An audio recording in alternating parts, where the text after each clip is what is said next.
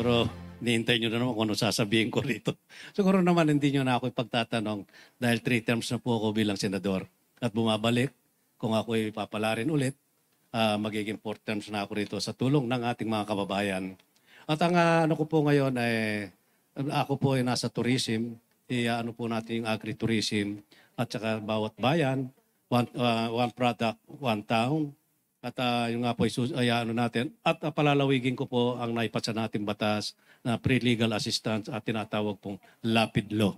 Kasi po hindi pa po nila nalalaman ng ating mga kababayan, lalo na po inaapi sa batas na hindi po nila alam na libre po, walang bayad. Kahit yung abogado na di kampanilya ay pwede po nilang kunin na kasi sa PAW ay hindi po sila pwede maglaban kung PAW to PAW. Ito po kasi pwede po itong pre-legal assistant kung tawagin ay lapid law.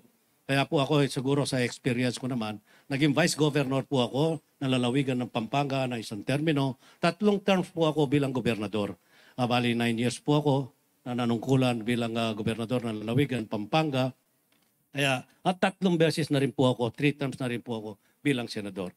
Yun lang po, siguro sa experience ko ay pwede na akong manungkulan ulit at ulit. Bigyan sana ako ng pagkakataon ulit. Maraming salamat po sa ating mga Pangulo na dito binagyan ako dito sa bagong Pilipinas. Maraming salamat po. Salamat po, Senator Lapid.